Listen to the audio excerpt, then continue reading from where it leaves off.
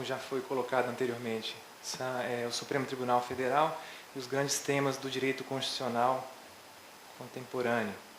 Bom, ministro, mais uma vez eu gostaria de registrar meu muito obrigado por ter vindo a Natal. Eu sei que a agenda do senhor em Brasília é extremamente tomada o tempo inteiro, sessão do Supremo Tribunal Federal, o senhor também como professor convidado na UNB, vira e mexe, tem que dar aula também na UERJ e outros compromissos. Muito obrigado por ter vindo. Vou passar a palavra agora ao ministro Luiz Roberto Barroso. O ministro Luiz Roberto Barroso é ministro do Supremo Tribunal Federal, mestre pela Yale Law School, doutor e livre-docente pela UERJ, possui estudos de doutorado, de pós-doutorado na Harvard Law School, professor titular na UERJ e professor visitante da UNB. Ministro, por favor. Prezado Dr. Renato Borelli, a quem agradeço de coração o convite por estar aqui nessa manhã ensolarada em Natal. Senhores integrantes da mesa, doutores Marcelo Navarro, presidente da OAB do Rio Grande do Norte, doutor Sérgio Freire, eminente desembargador Edilson Pereira Nobre Júnior, a quem eu vi com grande prazer e proveito, meu querido amigo Walter Nunes, doutor Luiz Alberto Gurgel, quem desejo boa sorte na nova tarefa e no clima pouco inóspito de Brasília, doutor Marco Bruno, meus caros amigos.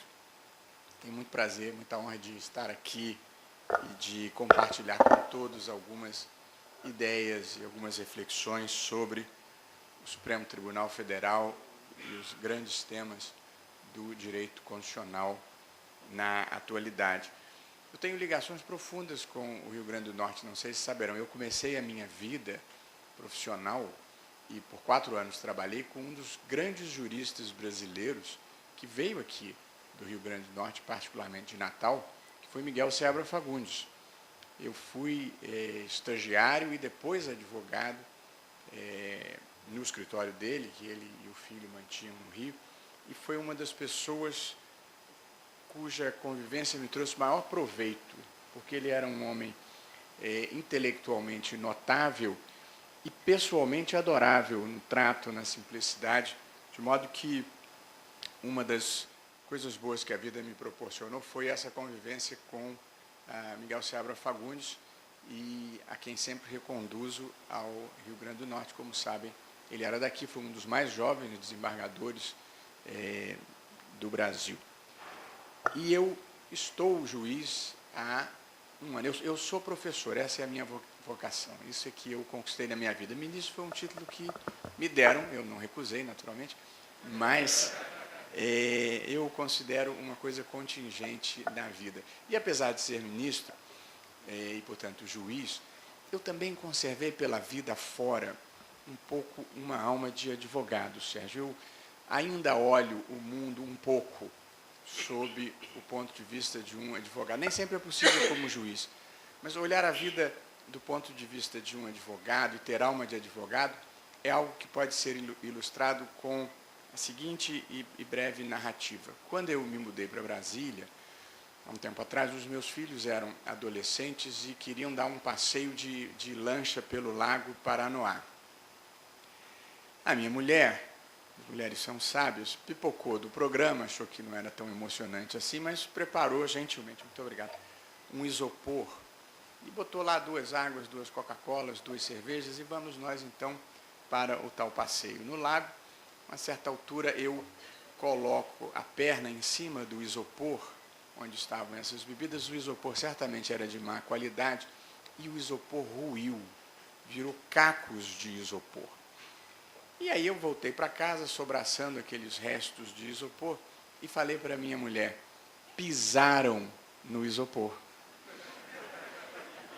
Mas as mulheres têm alma de Ministério Público. Ela imediatamente perguntou: quem pisou? Ao que eu respondi: eu estou aqui para defender o isopor e não para acusar ninguém. Então, isso é olhar a vida na perspectiva de um advogado. Esse último ano, no Supremo Tribunal Federal, que tem sido uma experiência muito rica, me obrigou um pouco a mudar a frequência com que as minhas ondas cerebrais operavam em relação ao direito. Mas a gente nunca perde as origens, nem totalmente o ponto de observação. Eu separei, a propósito dos temas, 3 questões que eu acho que hoje estão no centro do debate constitucional no Brasil e, de certa forma, no mundo, de uma maneira geral, e gostaria de abordar essas 3 grandes transformações, ou pelo menos eu diria 3 grandes temas que têm mobilizado a teoria constitucional e, eventualmente, se tivermos tempo, também pretenderia comentar um ou outro caso na linha que, com grande proficiência e profundidade, já conduziu o debate o eminente desembargador Edilson Pereira Nobre Júnior. Eu diria, o primeiro grande tema que assinala a paisagem político, jurídico, institucional no Brasil de hoje é um fenômeno que eu chamaria de ascensão do poder judiciário.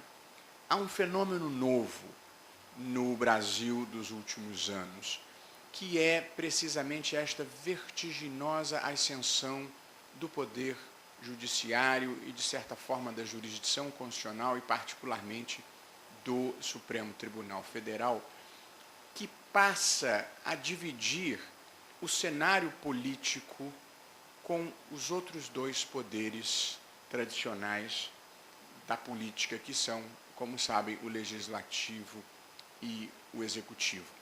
Tradicionalmente se imaginava no Brasil o poder judiciário como um departamento técnico especializado do governo. E a verdade é que este quadro, que talvez fosse um quadro que correspondesse a uma realidade mais antiga, já não mais subsiste nos dias de hoje. Esta ascensão institucional do Poder Judiciário é um fenômeno mundial que remonta, na maior parte do mundo democrático, à Segunda Guerra Mundial. O mundo sai da Segunda Guerra Mundial com a convicção de que a proteção dos direitos fundamentais e a proteção das regras do jogo democrático precisam de um poder judiciário independente e de um poder judiciário forte.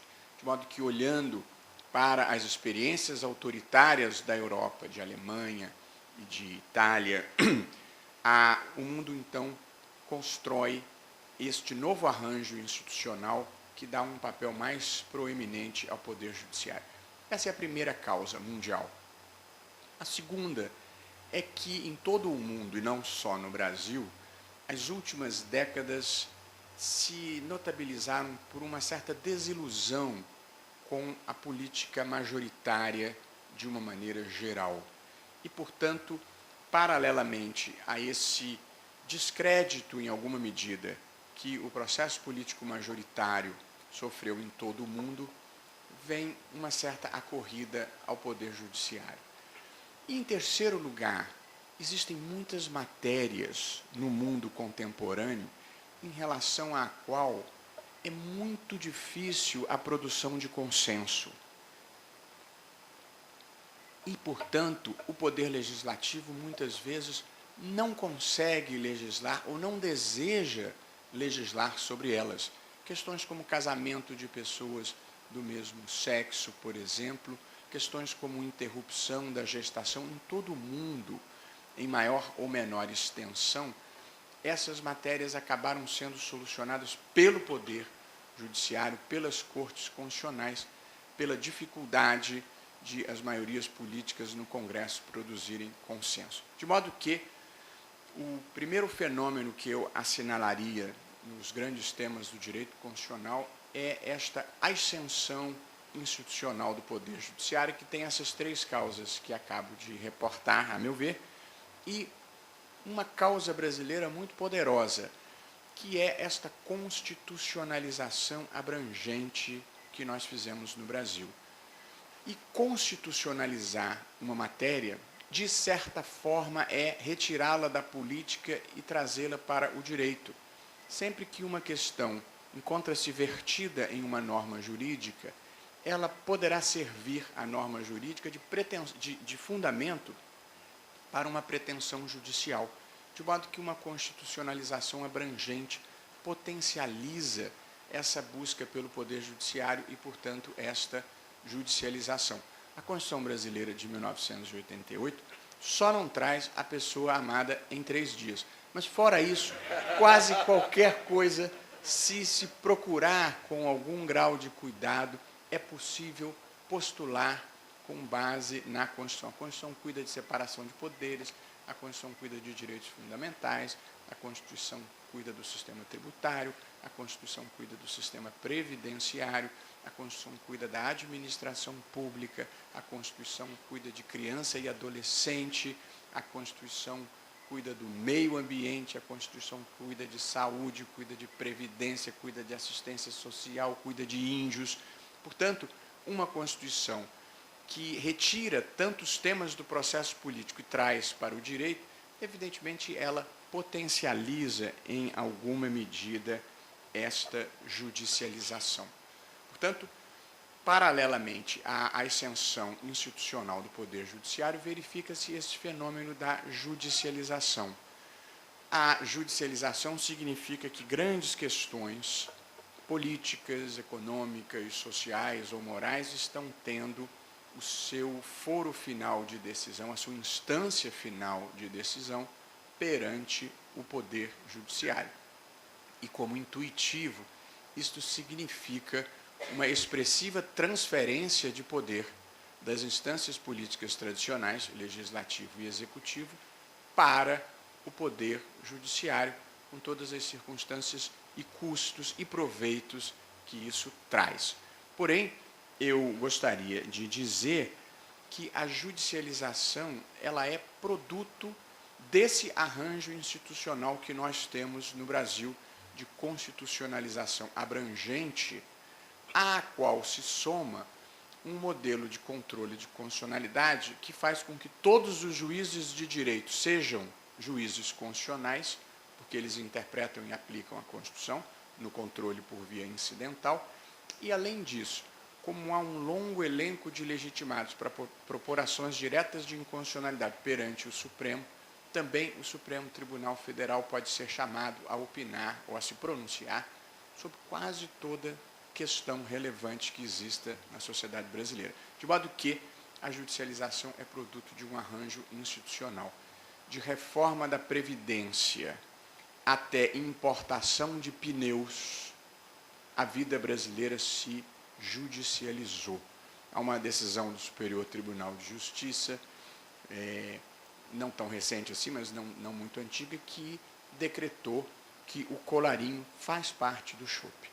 Portanto, a vida brasileira se judicializou do sublime ao ridículo, do relevante ao totalmente irrelevante. Até porque, nessa vida, o que é importante para um pode ser totalmente desimportante para o outro.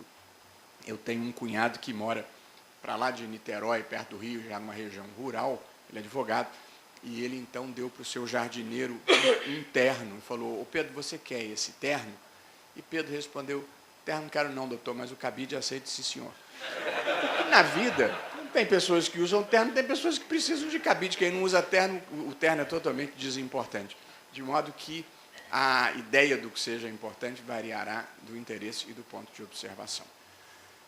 Paralelo a essa ideia da ascensão do judiciário e da judicialização, vem um fenômeno já observado pelo desembargador Edilson, que é o ativismo judicial.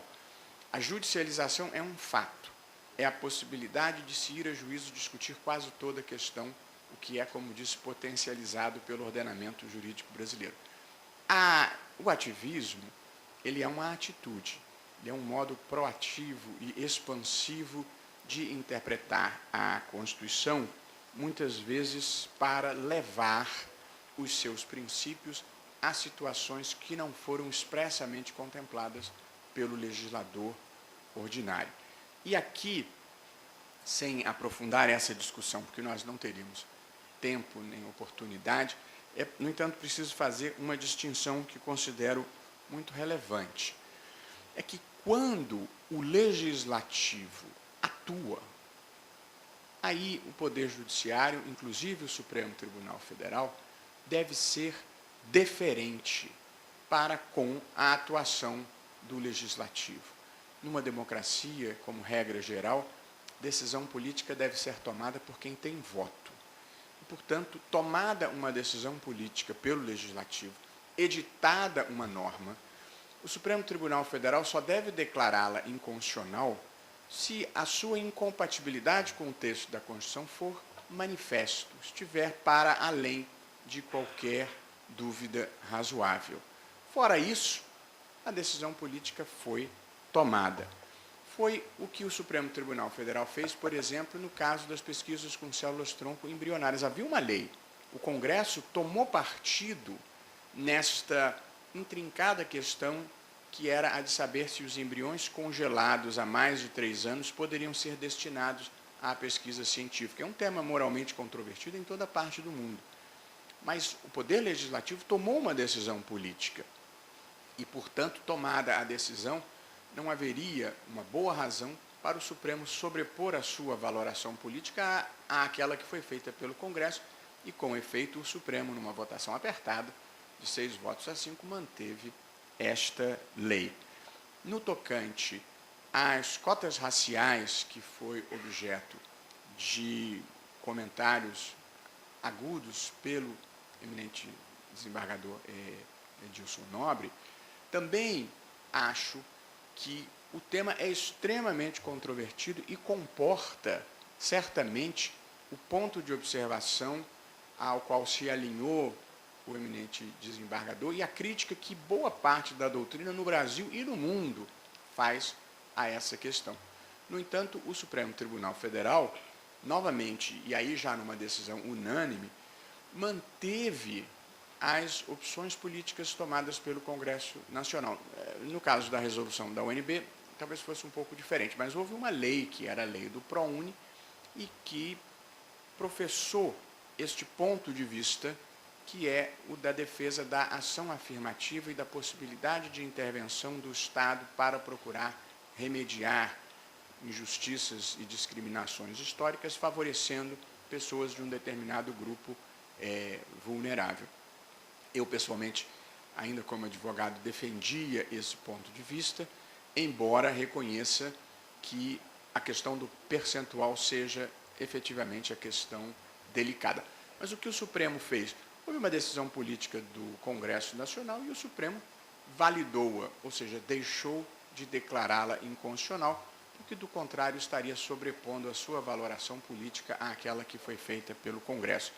Como ainda no caso da demarcação das terras indígenas, feitas por portaria do ministro da Justiça, ratificada pelo presidente da República, numa matéria extremamente controvertida, que era a demarcação em área contínua da reserva indígena Raposa Serra do Sol. Também neste caso, como houve uma decisão política do presidente da República, o Congresso, o Supremo, teve uma postura de deferência, uma postura de não sobrepor a sua vontade à do Congresso. Portanto, e essa é a tese que eu estou afirmando aqui, quando o Congresso atue positivamente, efetivamente, como regra geral, o Supremo Tribunal Federal deverá ser deferente. Agora, quando o Congresso Nacional não atue em questões que envolvam direitos fundamentais, sobretudo, ou proteção das premissas básicas da democracia, aí o Supremo não só pode, como tem o dever de atuar. Portanto, onde haja lacunas, onde haja omissões inconstitucionais, essa é uma atuação perfeitamente legítima, foi o que o Supremo fez no caso das uniões homoafetivas, validando as uniões homoafetivas e equiparando-as às uniões estáveis convencionais, e depois, embora não tenha uma posição final do Supremo, eu acho que se consolidou na realidade a própria possibilidade de casamento entre pessoas do mesmo sexo. No caso da interrupção da gestação em caso de fetos anencefálicos, também diante da omissão do Congresso, o Supremo atuou e penso que atuou positivamente. No caso do nepotismo, em que não havia leis que proibissem o nepotismo, primeiro no Poder Judiciário e depois nos outros poderes, acho que o Supremo também fez muito bem de atuar, extraindo a proibição do nepotismo dos princípios constitucionais da impessoalidade e da moralidade administrativa. Portanto, encerrando este primeiro capítulo, que diz respeito à extensão do Poder Judiciário e a judicialização e o ativismo, eu registro essa conclusão que me parece essencial. Quando haja decisão política, a posição deve ser de deferência. Quando não haja uma decisão política, quando haja uma lacuna ou uma omissão inconstitucional, o Supremo deve ser proativo para fazer valer os direitos fundamentais. É claro que isso envolve uma certa criatividade judicial para acudir a situações que não foram tratadas pelo legislador, e isso produz um certo grau de subjetividade, de valoração subjetiva na decisão. E sobre isso eu falarei brevemente. O grande problema da valoração subjetiva é que as preconcepções do intérprete, a pré-compreensão do intérprete passa a fazer muita diferença no resultado ao qual ele vai chegar. De modo que o seu ponto de observação, a sua ideologia, às vezes o seu próprio inconsciente acabam sendo decisivos na produção do resultado. Eu gosto de exemplificar a pré-compreensão, que é um conceito relativamente complexo, com um exemplo muito simples. Quando a seleção brasileira foi jogar em Roma, muitos anos atrás, o jogador Garrincha ainda integrava a seleção brasileira, eles jogaram em Roma e depois da partida levaram o time para um city tour, e ao final do city tour, Garrincha deu uma declaração e disse: eu não sei por que falam tanto desse Coliseu, é menor do que o Maracanã e está precisando de uma reforma urgente. A verdade é que esse era o ponto de observação dele, e, portanto, sem alguma quantidade de informações sobre o que o Coliseu representava historicamente, sobre os leões, sobre os cristãos, o Coliseu, na fria objetividade da vida, de fato é menor do que o Maracanã e, de fato, está caindo aos pedaços. Porém, a pré-compreensão dele é que ditou esse modo de ver o direito. Isso nos leva ao segundo capítulo, são 3, da nossa conversa, que é um fenômeno que acompanhou a ascensão institucional do Poder Judiciário e, de certa forma, potencializou o papel do Poder Judiciário no mundo contemporâneo, que é o que eu chamaria de indeterminação do direito e discricionariedade judicial. E gostaria de elaborar brevemente sobre essa, que talvez seja uma das mais intrincadas questões do direito constitucional contemporâneo. A vida, nas últimas muitas décadas, ela produziu transformações profundas no modo como se pensa e se pratica o direito no Brasil e no mundo de uma maneira geral. A primeira dessas grandes transformações foi a superação do formalismo jurídico, a superação de uma fase da história do direito em que se imaginava que a lei, a norma jurídica, fosse a expressão de uma justiça imanente, uma expressão da razão, e que o papel do juiz nada mais era do que fazer aquela vontade que estava contida na lei, fazê-la incidir sobre as situações concretas da vida. Portanto, o formalismo jurídico sempre trabalhou sobre a ideia de que os problemas jurídicos tinham soluções pré-prontas na norma e que o juiz desempenharia apenas uma função técnica de conhecimento, que era revelar, no caso concreto, qual era a solução que estava pré-pronta na norma. Ao longo das décadas, o mundo foi capaz de perceber que a lei não é necessariamente a expressão de uma justiça imanente ou de uma razão transcendente. A lei é, e com muita frequência, a expressão do interesse que se tornou dominante num dado momento e lugar. Porém, mais do que isso, o que o mundo descobriu é que nem sempre o legislador consegue resolver em abstrato, no relato da lei, os problemas que ocorrem no mundo real. E, portanto, o juiz no mundo contemporâneo, ele não é um mero aplicador das soluções que se encontram pré-prontas na norma. Em muitos casos, ele é um coparticipante do processo de criação do direito. A lei tem só um início de solução, quando fala em dignidade da pessoa humana, ou quando fala em justiça, ou quando fala em razoabilidade, ou quando fala em calamidade pública. Mas o verdadeiro sentido desses termos abstratos, ele vai ser concretizado pelo juiz, à luz dos elementos do caso concreto e muitas vezes fazendo valorações subjetivas. Portanto, o mundo do formalismo jurídico, em muitas situações, já não existe mais. Essa foi a primeira grande transformação. A segunda foi o advento de uma cultura pós-positivista. O positivismo jurídico produziu bons resultados para a humanidade, dando uma certa dignidade à lei, à impessoalidade da lei, e, portanto, diminuindo a subjetividade discricionária dos donos do poder.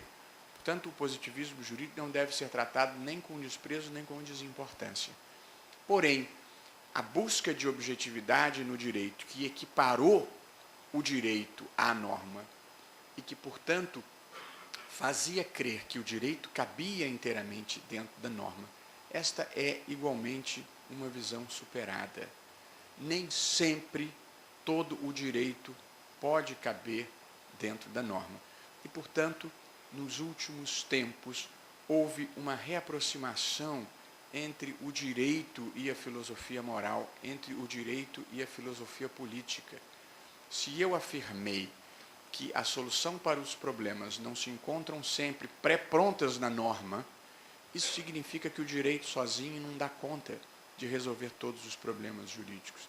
E, portanto, para muitos deles, o juiz vai ter que ir em busca da filosofia moral, onde se situa a ideia de justiça, ou em busca da filosofia política, onde se situa a legitimidade democrática, e a solução dos problemas vai ser construída argumentativamente, utilizando-se a norma, utilizando-se os valores morais e se utilizando os valores políticos, inclusive a legitimidade democrática. Portanto, o pós-positivismo envolve uma nova cultura em que o direito é interpretado à luz de valores fundamentais, como a dignidade da pessoa humana, como a justiça, como a legitimidade democrática.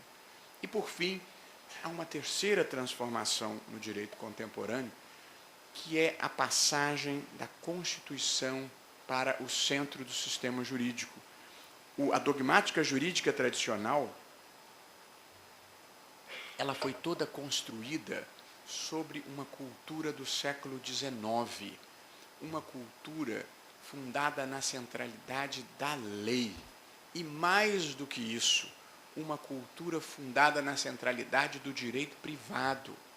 Os grandes autores do século XIX eram os privatistas. Nós estamos falando de Savigny, nós estamos falando de Hering.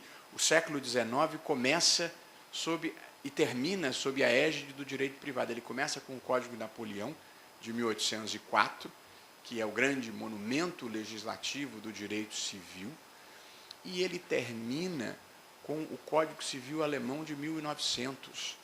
Os protagonistas da vida jurídica eram o proprietário e o contratante, categorias centrais, e a autonomia da vontade, categorias centrais do direito privado. Pois, ao longo do século XX, o direito se publiciza progressivamente com a introdução inicial de normas de direito público, de normas de ordem pública no direito privado, para proteger o trabalhador, para proteger o locatário, para proteger o consumidor.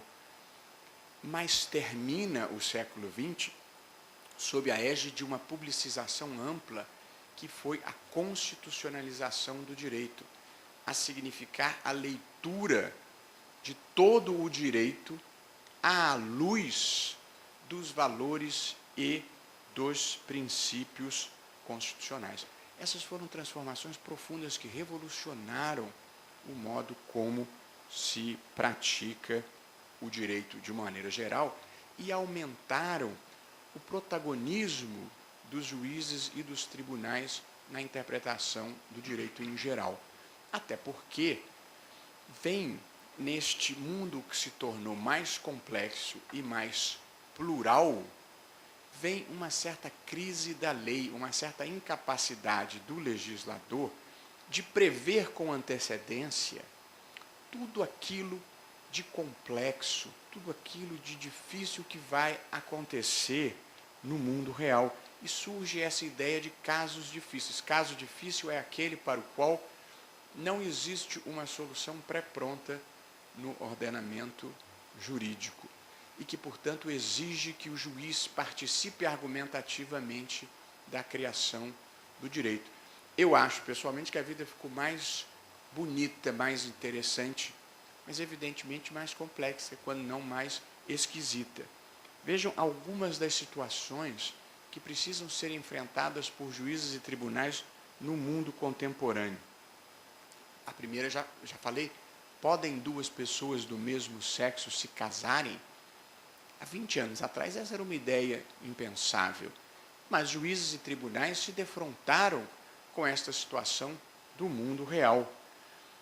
Deve o poder público pagar um tratamento de $200 mil para uma criança no exterior, porque esta é a única forma de salvar-lhe a vida? Pode um casal surdo e mudo, mediante engenharia genética, pretender gerar um filho surdo e mudo para que a criança viva no mundo, no mesmo universo existencial que ela? Um juiz, caso concreto, foi colocado num debate antes de ir para o Supremo, de uma juíza de São Paulo. Há uma fila para transplantes de fígado. Uma senhora chega no primeiro lugar da fila e recebe o fígado disponível, submete-se à operação de transplante, a fila anda e, portanto, uma nova pessoa chega ao primeiro lugar na fila, há um novo fígado, e quando esta pessoa que chegou ao primeiro lugar está prestes a receber o novo fígado, a que fizera a operação anterior tem uma rejeição e pede um novo fígado.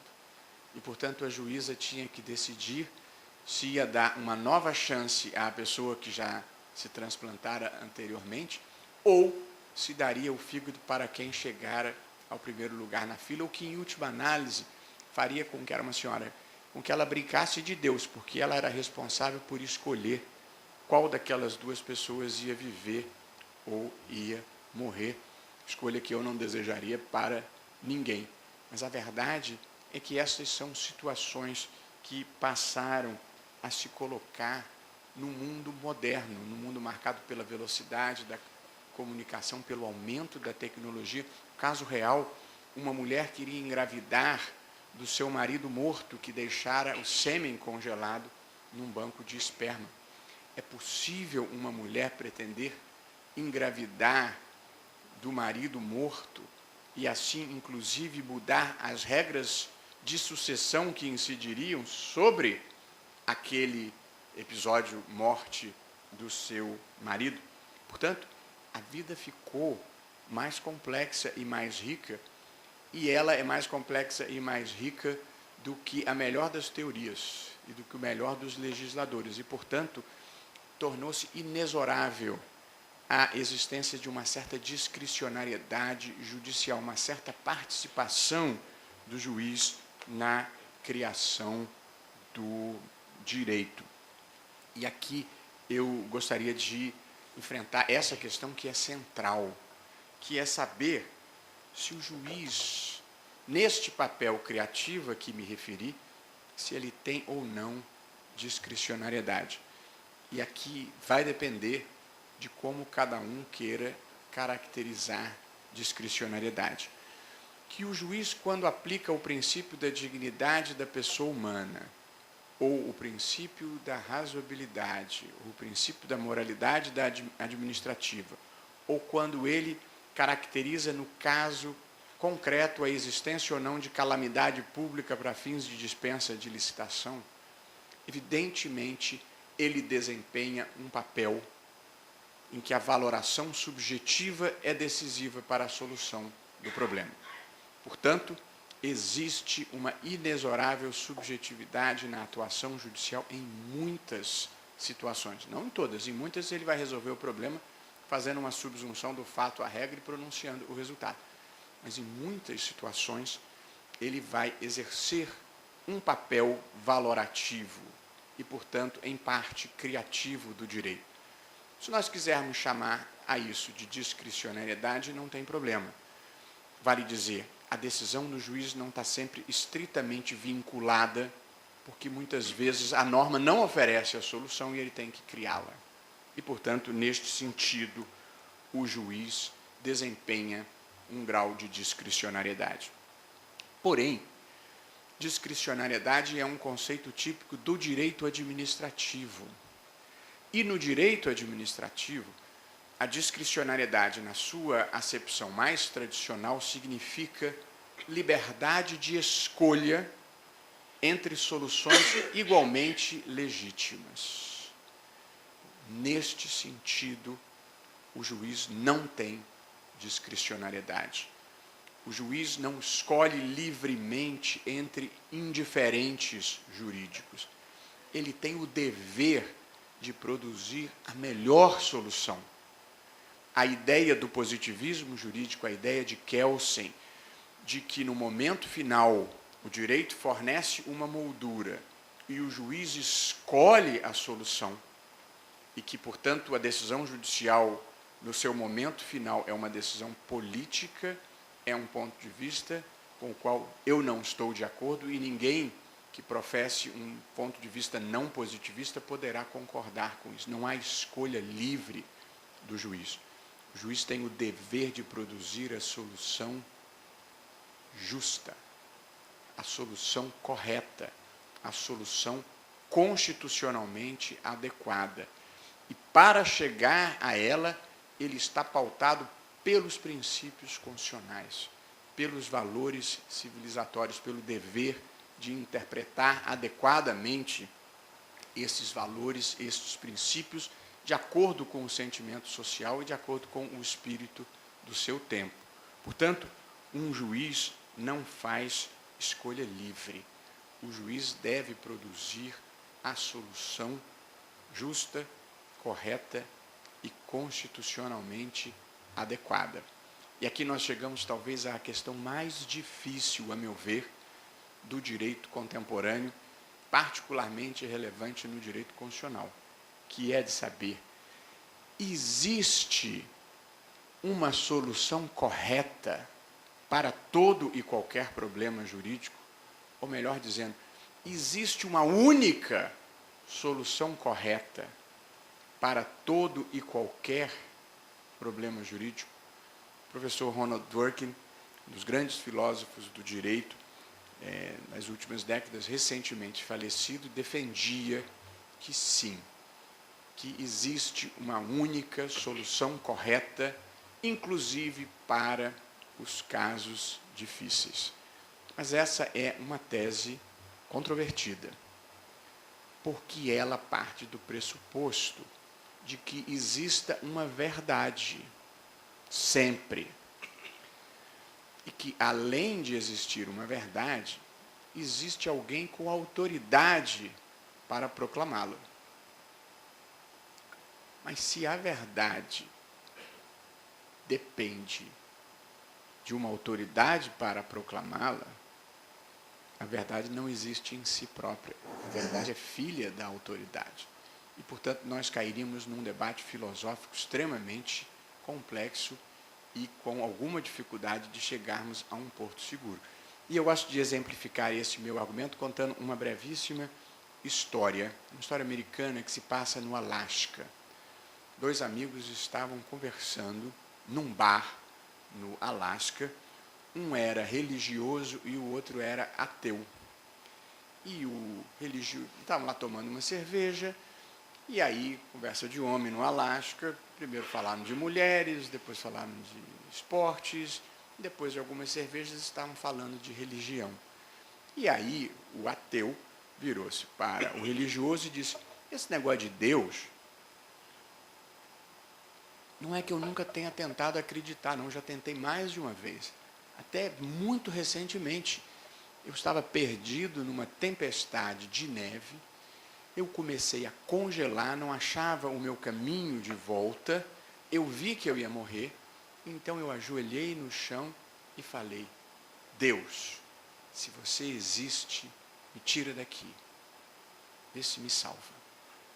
E aí o religioso diz para o ateu: bom, mas então você deve ter se tornado um crente, porque eu estou vendo você aqui, Vivinho da Silva.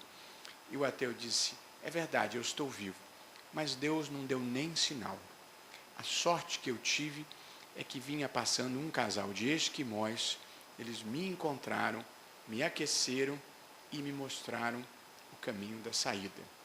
E é por isso que eu estou aqui. E eu pergunto a cada um dos senhores: quem está certo? São diferentes formas de ver a vida.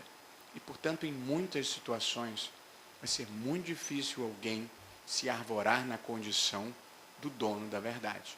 Portanto, em muitos casos na vida, a verdade não tem dono. Portanto, é muito difícil dizer que para todo e qualquer caso existirá sempre uma verdade objetiva. O que é possível dizer, e aí reconciliando o que eu acho razoável com a posição do professor Dworkin, é que existe uma verdade subjetiva. Para um intérprete, existe uma solução correta e adequada para o problema jurídico. Um intérprete, um juiz, não pode chegar ao fim do seu raciocínio, ao fim da sua argumentação e dizer: bom, realmente aqui qualquer um dos dois lados pode ter razão. E, sei lá, julgar a lide empatada e condenar o escrivão nas custas, ou achar que ele pode decidir por sorteio. Ou uma história famosa que existia de um juiz que era conhecido porque, nos casos difíceis, ele se recolhia para o seu gabinete, jogava uma moedinha para cima e decidia no cara ou coroa. Se desse cara, ele decidia para um lado, se desse coroa, ele decidia para o outro. E se tornou famosa esta, digamos, técnica de decidir desse juiz, e o corregedor foi lá e proibiu o juiz de decidir jogando a moedinha para cima, e, portanto, ele obedientemente passou a decidir de acordo com a própria convicção e a própria motivação. Conta a lenda que semanas depois o corregedor voltou e pediu a ele que voltasse ao método anterior, que ele estava acertando pelo menos metade. Mas, seja como for, portanto, um juiz, para esse juiz existe uma única resposta correta e ele tem que encontrá-la. E este juiz tem deveres de integridade no sentido jurídico, quer dizer, ele tem que levar em conta o sistema jurídico, ele tem que levar em conta os conceitos convencionais, ele tem que levar em conta os precedentes, portanto, ele não tem direito a uma criação livre da sua decisão.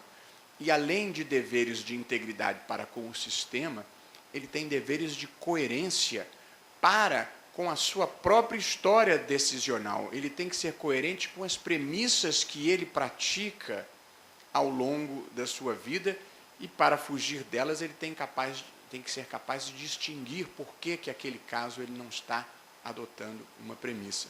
Portanto, o juiz não tem o direito de decidir de acordo com as suas simpatias, de acordo com as suas preferências, de acordo com as suas estratégias na vida. Ele tem o dever de produzir a solução justa, correta e constitucionalmente adequada para o caso concreto, observados os seus deveres de integridade e de coerência. É pouco o mundo vive uma fase, uma era de mais insegurança jurídica do que a que se vivia na época em que se entendia que o direito era objetivo, o juiz era neutro e os problemas eram resolvidos pela mera subsunção dos fatos à regra. Para bem e para mal, a vida já não é mais assim.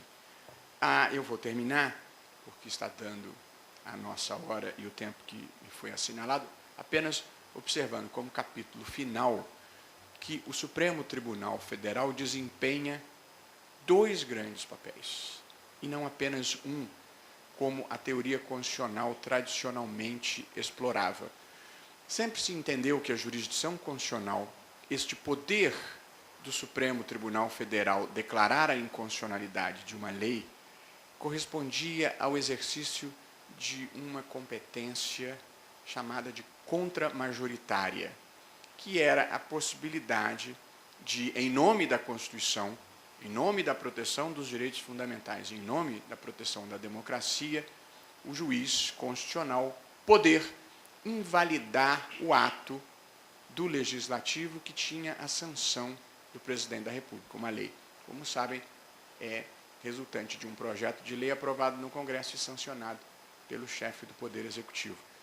Portanto, quando o Supremo Tribunal Federal declara uma lei inconstitucional, ele, em última análise, está sobrepondo a sua valoração àquela do Congresso, cujos membros foram eleitos, e do presidente da República, normalmente eleito com mais de 50 milhões de votos, no caso brasileiro. Por isso se diz que esta competência é contramajoritária. Um órgão cujos membros não são eleitos faz a sua vontade prevalecer sobre a vontade dos órgãos eletivos. E é isso mesmo que muitas vezes o Supremo Tribunal Federal faz, seja declarando uma lei aprovada pelo Congresso inconstitucional, seja, por exemplo, para dar um exemplo real e concreto, que me trouxe grande sofrimento, dizendo que cabem embargos infringentes quando toda a sociedade preferia que não coubesse. Mas, infelizmente, estava na lei, estava no regimento interno do Supremo e estava nos precedentes do próprio Supremo, como eu os interpretava. Portanto, ser intérprete da Constituição significa fazer o que é certo e justo, eventualmente contra a vontade da maioria. Sobretudo quando exista muito ódio, como era o caso, é que se precisa de um juiz independente e corajoso, capaz de interpretar a Constituição e depois esperar o mundo cair na sua cabeça. A única coisa que eu posso dizer de bom, primeira, é que só a verdade ofende. A segunda, tudo na vida passa. Portanto, a gente deve viver para fazer o que considera certo. Porque a única chance que a gente tem na vida, ou a única pessoa que na vida a gente é capaz de fazer prevalecer as coisas tais como a gente acha certo, é a gente mesmo. Portanto, o maior compromisso que uma pessoa deve ter é consigo mesmo. Eu não vivo para o currículo nem para a biografia de ninguém, eu vivo para a minha. E para a minha biografia eu escolhi fazer o que é certo e justo como eu compreendo. Também não sou o dono da verdade. Feito isso, a gente dorme bem e tudo passa, como já passou, aliás. Portanto, é uma sensação difícil o durante, mas muito gratificante o depois, que é a de ter sobrevivido quando o mundo parecia que ia cair. E acho que em algum lugar do futuro, alguém dirá, que bom que não se deixou um julgamento importante e emblemático se transformar em uma vingança política. Mas esse é outro capítulo, quando eu voltar aqui uma outra vez, conversamos sobre isso. Mas o último comentário que eu queria fazer é que, ao lado deste papel eventualmente contramajoritário, sobretudo no Brasil, o Supremo Tribunal Federal tem desempenhado um papel representativo. É que muitas circunstâncias da vivência brasileira fazem com que muitas vezes a vontade da maioria não consiga se refletir na atuação do parlamento. e o Supremo desempenha um papel representativo quando ele próprio atende a demandas sociais que, por uma razão ou outra, ficaram paralisadas no processo político majoritário. A maioria da sociedade brasileira não achava que uma mulher devia ser obrigada a manter a gestação de um feto inviável, fazer o diagnóstico no 3º mês de que o feto é inviável e ser obrigada pelo Estado a levar aquela gestação até o 9º mês. Portanto, passar 6 meses grávida do filho que não ia ter, com todo o sofrimento que isso causasse à mulher que não quisesse esperar. Mas esta era uma agenda que não passava no Congresso. E, portanto, foi o Supremo Tribunal Federal que precisou fazê-la aprovar.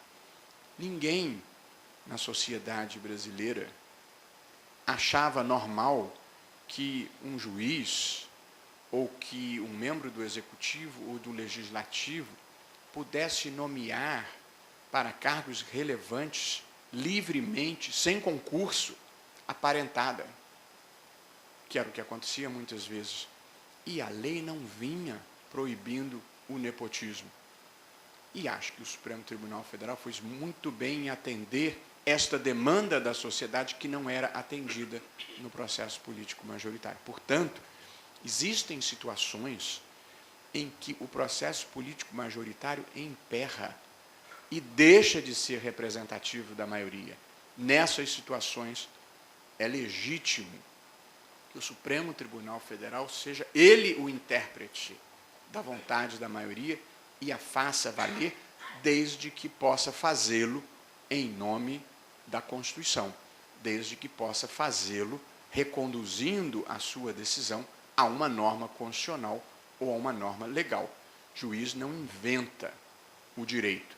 Aí seria uma usurpação de competência e, portanto, haveria um grave problema de legitimidade democrática. Mas interpretar a Constituição para atender às demandas sociais, um juiz não só pode, como deve.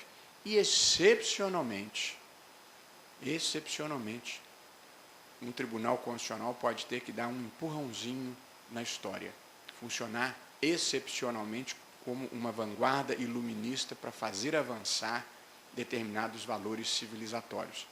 Foi o que a Suprema Corte Americana fez em matéria de igualdade racial, a lei não vinha, e foi a Suprema Corte que proibiu a discriminação entre crianças no acesso à escola pública, que tinha escola para crianças brancas e escola para crianças negras. Foi o que a Corte Constitucional alemã fez ao chancelar a proibição da negação do Holocausto e, portanto, rompendo com uma tradição preconceituosa antissemita na sociedade alemã. Foi o que a Corte Constitucional da África do Sul fez ao considerar ilegítima a pena de morte. Foi o que a Suprema Corte de Israel fez ao declarar ilegítima a tortura em qualquer caso, mesmo contra terroristas e mesmo no caso de iminente risco. Portanto, um marco civilizatório. A tortura é inadmissível em qualquer circunstância. Uma decisão contra-majoritária. Imagina, as pessoas em guerra, as pessoas temendo atentados terroristas, acham que a repressão pode fazer qualquer coisa. E eles estabeleceram esse marco. Foi o que o Supremo Tribunal Federal fez ao permitir as uniões de pessoas do mesmo sexo. Não importa o que cada um queira para si. Este é um fenômeno que existe no mundo real. E o que vale a vida são os nossos afetos. O Estado não tem o direito de depreciar a afetividade de ninguém. Quando é que viria do Congresso a lei permitindo que 2 pessoas do mesmo sexo se casassem? Iam se passar muitas gerações. Mas as pessoas têm direito de serem felizes aqui e agora e de receberem igual respeito e consideração. Portanto, em certos casos excepcionais, com parcimônia e atentando para os riscos envolvidos, uma Corte Constitucional pode e deve funcionar como uma vanguarda iluminista. Mas não adianta apressar a história mais do que ela pode correr. Portanto, é preciso ter a dimensão da razoabilidade. Se um homem casar com 2 mulheres ao mesmo tempo, ele não vai conseguir produzir um filho em 4 meses e meio. Portanto, a vida tem um ciclo natural e muitas vezes não é possível acelerá-lo. Portanto, e em conclusão, eu acho que a jurisdição constitucional e o papel do Supremo Tribunal Federal, ele é muito importante. Mas ninguém nessa vida deve presumir demais de si próprio. Ninguém é bom demais. Ninguém é bom sozinho. E a gente na vida está sempre se equilibrando. Viver é andar numa corda bamba. Vale para todo mundo. Vale para quem está no palco, vale para quem está na plateia, vale para quem é anônimo, vale para quem é famoso. Viver é andar numa corda bamba. A gente está sempre se equilibrando. Tem que estar sempre prestando atenção para verificar a cada passo o que é o certo. A gente às vezes se inclina um pouco para um lado, às vezes se inclina um pouco para o outro e vai em frente.